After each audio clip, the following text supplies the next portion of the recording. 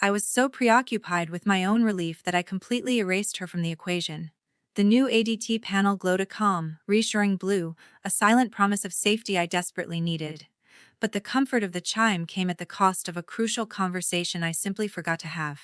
My sister-in-law Maya, the unofficial spare key holder and plant whisperer, was about to enter a house that now saw her as an intruder. It wasn't malice. It was just exhaustion, self-absorption, and the disastrous assumption that the world revolved only around my travel schedule. This small oversight was about to detonate the largest, most embarrassing crisis our family had ever faced. The small, adhesive sign in the front window, stark red and blue shield advertising ADT, felt less like a deterrent to crime and more like a badge of my own newfound adulting success. It was a Saturday morning, the kind that smelled like fresh coffee and the faint metallic scent of new electronics. Elara was meticulously packing for a 3-week work trip that would drag me across the country, a pilgrimage of spreadsheets and budget meetings. The ADT technician, a quiet man named Frank, was running the final diagnostic. The last 2 weeks had been a blur of installation. New sensors on every window, a motion detector in the living room, and the sleek, voice-activated control panel fixed neatly by the garage door. It was expensive, but after a string of nearby break-ins, it was a necessary shield against the anxiety that always gnawed at me when I traveled. "And remember, Mom," Frank said, his voice a low monotone, "the grace period for the entry door is 30 seconds. If you don't input the code or disarm via the app, the alarm will signal. If we don't hear the abort code within 60 seconds of that signal, we call local enforcement. You'll get a courtesy call, but the process is set." "Got it." 30 seconds, I repeated, testing the code one last time. The panel chirped a soothing, successful tune. It felt good, solid, safe. I thought about the list of people who had keys: my best friend Daniel, who would only come in an emergency, and Maya, my husband's sister, who had become the default house sitter since we moved in. Maya was a force of nature. Loud, warm, and entirely reliant on her own schedule, which meant she rarely called before dropping by. Popping by was her signature move. I mentally ran through my departure checklist. Mail stopped, check. Cat sitter confirmed, check. Garbage taken out, check. Tell Maya about the alarm. The thought flickered like a dying match. I was just about to text her, "Hey, I got a new alarm system. The code is 4492. When my phone buzzed with an urgent email from my boss, detailing a last-minute change to my presentation. The 3 words about Maya and the alarm vanished, overwhelmed by the tidal wave of corporate panic. I spent the next hour consumed, forgetting the text, forgetting the code, forgetting that Maya was scheduled to arrive on Monday to water my prize-winning orchids.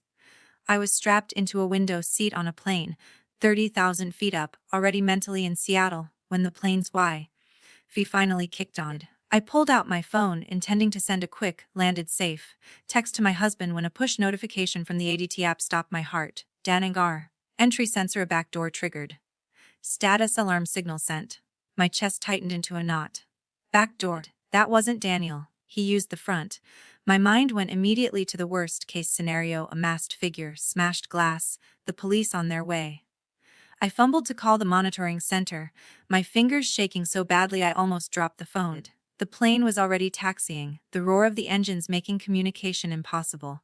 The dispatcher's voice, when I finally connected, was crisp and alarming.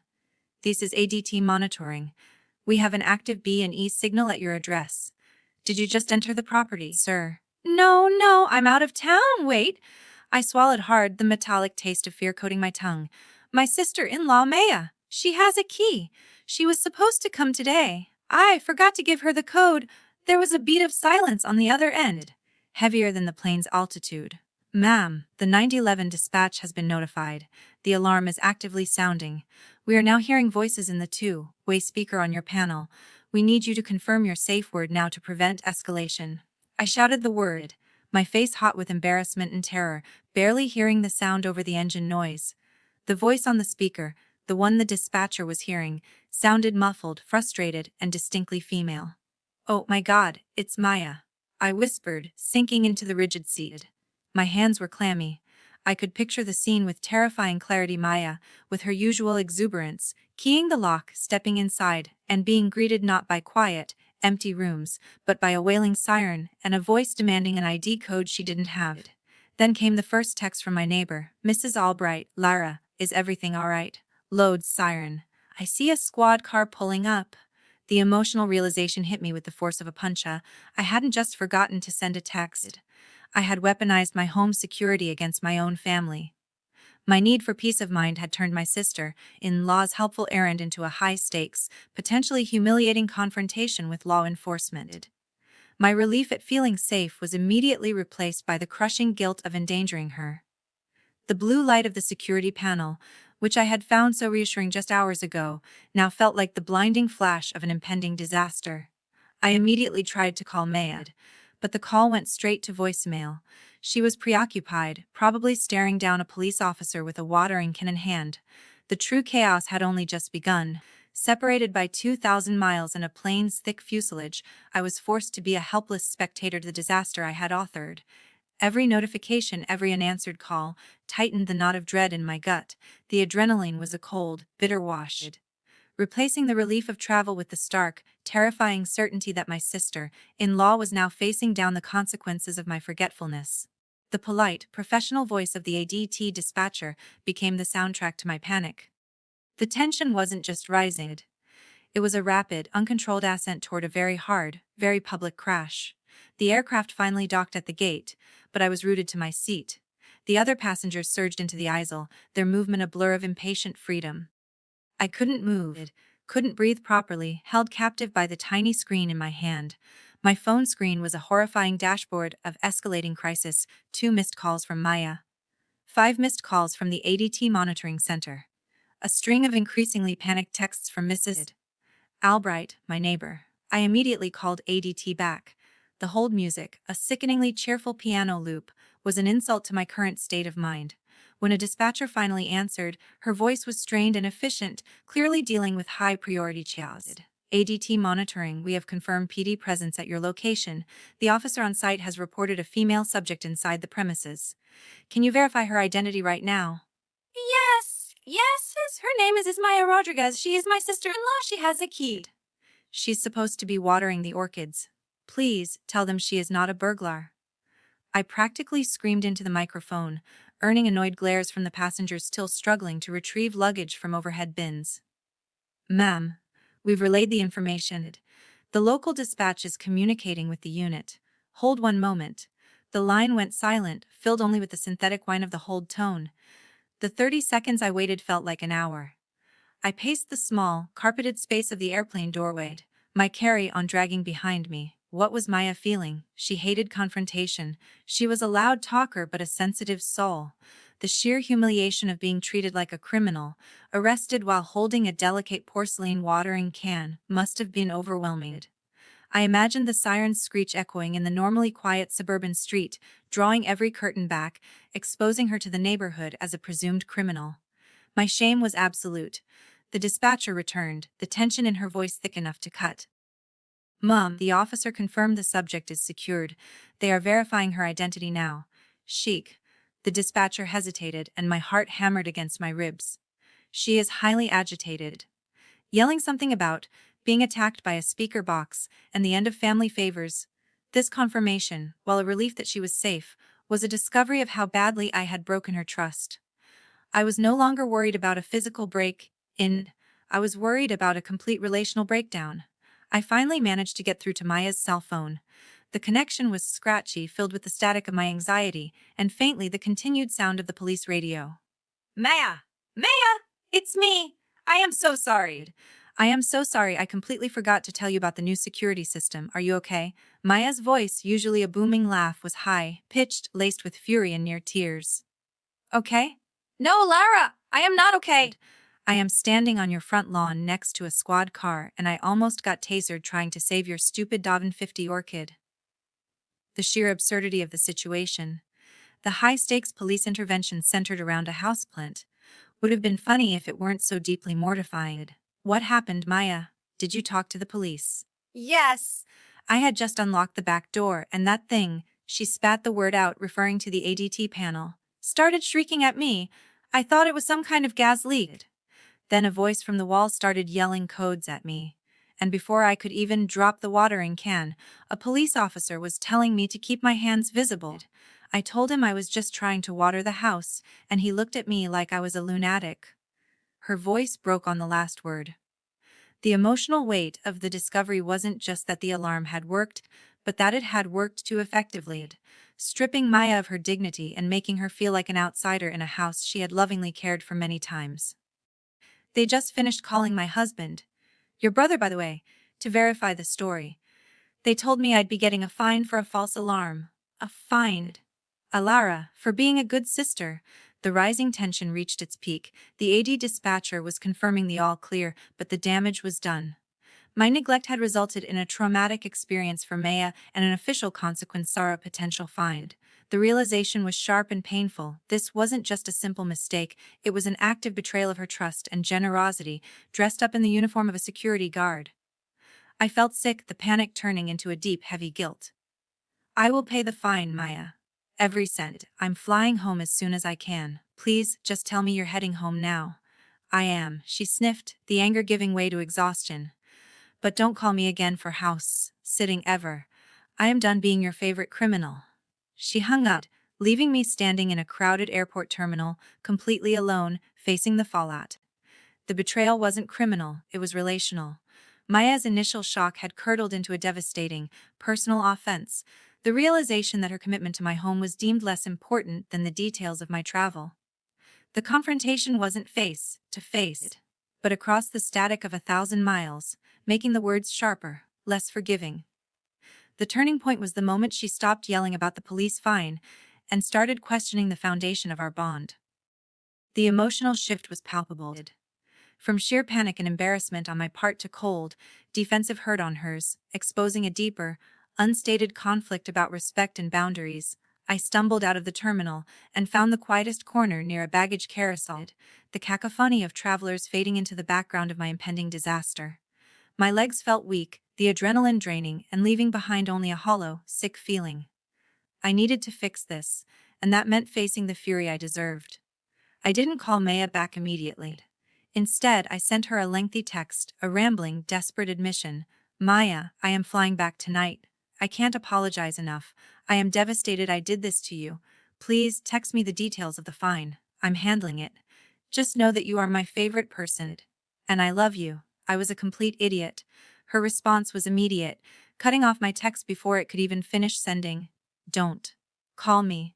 The refusal to talk was worse than her shouting. It implied a depth of hurt that went beyond a simple false alarm. I took a deep breath, knowing I couldn't wait until I got home. This poison needed to be neutralized now.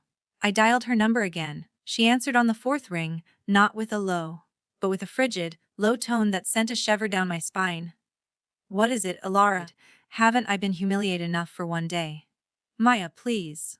I know you're angry. You have every right to be. I am so incredibly sorry. It was a stupid, selfish oversight. I got distracted by work right after the installation, and you just slipped my mind. The word slipped was a mistake. Slipped your mind. She repeated, her voice rising to a controlled, dangerous pitch. Elara, I've been taking care of your plants for 5 years. I spent an hour last week researching the best organic fertilizer for your prize orchids, and I rearrange your damn decorative pillows every time I visit. And I slipped your mind when you installed a security system designed to treat a criminal. The confrontation was no longer about the AD system, it was about respect. Her words were a torrent, exposing a hidden resentment I hadn't even known existed. You knew I was coming today. You know I have a key. You know I just walk right in. You took every precaution against an imagined threat and took none to protect me. The person you trust most with your home. My attempts to interject were futile. No, that's not fair. Maya, I was stressed about traveling. Stop. Stop making it about your schedule. She yelled, the anger finally bursting through the control. This is about how little you think about my time or my feelings. I was frisked by a young, uncomfortable cop who thought I was staging a robbery with a watering can. I had to pull out my driver's license just to prove I wasn't going to steal a sofa. I closed my eyes, picturing the scene again, the deep, scaring shame. I will call the chief of police. I will write a letter. I will do anything, Maya. I will cancel the system. Don't cancel the system, she shot back, the scorn heavy in her tone. Keep your safety, Elara. But understand this, the system didn't betray me. You did. By making a choice. A conscious, documented installation. and then deciding my safety and my reputation weren't worth a 2-second text message. The silence that followed was deafening. This was the turning point. The initial fury had given way to a deep, heartbreaking statement of betrayal. She wasn't seeking compensation, she was seeking recognition that she mattered. I can't believe you would rather trust a piece of technology than my basic decency. You had me walking into a trap. She finished, her voice tired and final. I will drop your key in the mail tomorrow. You can find another plant sitter. The call ended. I stood by the carousel, watching the endless parade of suitcases, feeling the immense weight of the loss. The false alarm had sounded, the police had come and gone, but the real casualty was the casual, unquestioning trust that had defined our relationship. I had been so worried about external security that I had fatally jeopardized my internal security. My family bond. The betrayal was exposed, and the confrontation had achieved nothing but total, painful separation. The price of my forgetfulness wasn't just the humiliation I caused, but the silence that followed. I paid the false alarm fine instantly, a sterile transaction that did nothing to mend the emotional debt. My work trip was cancelled, replaced by a deed. Hollow guilt that made the long flight home agonizing. The immediate consequences were concrete: money lost, work disrupted, but the lasting fallout was the unbridgeable distance between me and Maya. Walking back into my quiet, secure house, I realized the ADT system had indeed kept a threat out, but that threat had been family, and the cost of protection was heavier than I could have imagined. The rescheduled flight landed late that night. The cab ride home was a blur of neon lights reflecting on the wet pavement, each flash illuminating the heavy truth: I was returning not to my sanctuary, but to the scene of a disaster. The first consequence was financial, and it was swift. Before I even left the airport, I tracked down the municipal website and paid the $250 false alarm fee. The receipt that flashed on my phone screen felt like a scarlet letter. It was an abstract punishment for a very real, very human mistake. My husband, Liam, who had been fielding the bewildered calls from his mother and my neighbor, greeted me with a hug that felt more obligatory than comforting. The air in the house was thick with unspoken disapproval. She called me Elara, he said quietly, setting down my suitcase. He didn't sound angry, just profoundly disappointed. She was crying when she talked to me. She said it was the most embarrassing moment of her life. She said she felt like you thought she was disposable. I know, I whispered, the exhaustion finally pulling me down onto the sofa. She told me, she's sending the key back. Aleem nodded grimly. She already did. It was in the mailbox, in a little plastic baggie with a note. Just 3 words: never again. Maya. The note was a tiny, devastating piece of evidence. It wasn't just the key she returned, it was the years of casual, dependable help, the familial ease that allowed her to come and go. I walked straight to the back door, the site of the incident. The door gem was unmarked, the locking mechanism pristine, but the invisible trauma clung to the space. I reached out and touched the ADT control panel. It glowed a soft, unblinking blue. I entered my code, and the soft, synthesized voice confirmed. System disarmed. I slumped against the wall. The security system, which I had purchased for peace of mind, now felt like a cold, judgmental presence. It had done its job, it had detected an unauthorized entry and summoned the authorities. But in doing its job, it had shattered something irreplaceable. The second consequence was the eerie, profound emptiness of the house. I checked on the orchids. They were fine. Maya had clearly watered them despite the chaos, her professional commitment overriding her immediate distress. But the careful arrangement of the pillows, the small, specific details Maya always noticed, felt slightly off. It was the last ghost of her presence. Over the next few days, the fallout was clear: social isolation. The texts from Mrs. Albright had stopped. The neighborhood, usually gossipy but friendly, felt distant. I had become the subject of the biggest scandal on the block, the one who set the police on her own sister-in-law. The weight of the why, I called the ADT dispatcher again, explaining that I was paying the fine and confirming the all clear. The dispatcher was professional but offered a sharp, final reprimand. Ma'am, the system is only as secure as the information you provide to authorized entrants. This was an entirely preventable situation. Their cold, technical analysis hammered home the moral failure. The true lasting consequence, however, was the silence from Maya. She wouldn't take my calls or reply to my apologies. Liam tried to bridge the gap, but she was resolute. She needs time, Lime reported after a strained dinner with his parents. She says until you realize that you disrespected her, not just forgot a code, she doesn't want to see you. I sat in my secure, silent home, staring at the little red and blue sign in the window. The house felt like a fortress now, utterly protected from the outside world, but hollow and fragile within. The lesson was brutal: security measures, however smart, cannot replace human trust. And if you fail to communicate, even the best intentions can be weaponized. The path to resolution wasn't paved with apologies, but with a sincere recognition of Maya's worth. I realized that truly mending the relationship required more than just reversing the damage. It required honoring the trust I had carelessly discarded. The closure wasn't a sudden, tearful reunion, but a deliberate, slow re-establishment of respect. Justice was served not by punishing myself, but by transforming the shame into a commitment to clearer communication and stronger personal boundaries. The final act of self-growth was accepting that true security lies not just in monitored locks, but in the integrity of my personal relationships. A week passed in a state of quiet penance. Liam and I spoke in hushed tones, the unused spare key sitting on the counter like a tiny, metal monument to the disaster. My immediate inclination was to write Maya a grand, dramatic letter, but I stopped myself. Grand gestures felt manipulative. Maya had been wounded by my casual disregard, and what she needed now was the opposite of drama: sincere, understated respect. My first step was practical. I didn't cancel the ADT system, but I took the time to create a personalized, temporary entry code for every single person who might need access. The plumber, the cleaning service, and yes, Maya. I labeled the folder meticulously: Elara Genjianx ACCSPROLS. Then, I focused on the one thing that mattered to Maya more than my house: her beloved volunteer work at the local animal shelter. I learned that the shelter was struggling to raise money for a new surgical suit. I didn't call her. I didn't text her. Instead, I drove to the shelter.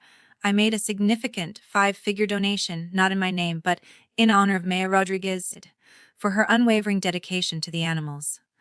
I left strict instructions with the director: under no circumstances was my name to be mentioned. The director, a woman who knew Maya well, simply smiled and promised discretion. 2 days later, Liam's phone buzzed with an excited text from his mother, which he showed me. It was a picture of a large, beautiful plaque on the wall of the shelter, listing the donation. The text underneath read, "Maya is absolutely FORD'd. She is crying happy tears and saying someone must have recognized her hard work. She feels so appreciated." I felt a small, quiet lift of my own spirit. That was the justice, not a direct apology, but an action that proved I saw her, I valued her. And I regretted making her feel disposable. The ultimate breakthrough came 3 weeks after the incident.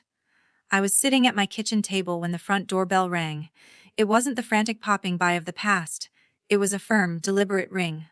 I opened the door. Maya stood there, not with fury, but with a reserved, calm expression. She wasn't holding a key. She was holding a small, potted succulent. "The police confirmed the whole ridiculous story, by the way," she said, her voice dried. "And your husband told me you paid the fine." "I did," I replied simply. "I'm sorry, Maya, for forgetting, for disrespecting your time, for putting you in that awful position. It was a failure of thoughtless privilege on my part, and I will never let it happen again." She shifted the succulent in her hands. "I saw the plaque at the shelter. That was you, wasn't it?" I nodded once, avoiding her eyes. "It was just a way to say thank you for 5 years of being the person I took for granted." "That's the truth." Maya finally met my gaze. The frost had thawed, replaced by a residual H. "It was a really nice way to say it, Elara. The animals will have a new recovery room." She held out the succulent. "This one's hardy. It doesn't need much. You don't have to worry about me watering it." I understood. She was offering conditional forgiveness, establishing a new, clear boundary. The relationship was mended, but permanently changed. She was no longer my default, casual key holder. I would have to ask, and she might say no. "I won't," I promised, taking the plant. "From now on, I have a professional house sitter, and I've learned that a text message is cheaper and infinitely more effective than a security system." This was the empowerment. I realized the ADT system was only a tool. The true lesson was that I was responsible for the human interface. I had gained the wisdom to implement a new rule: no one, not even family, gets unannounced, uncoded access. The new security system had not only protected my belongings but had, through a chaotic process, forced me to install a stronger, more respectful boundary in my most important personal relationship. My home was truly secure now, inside and out.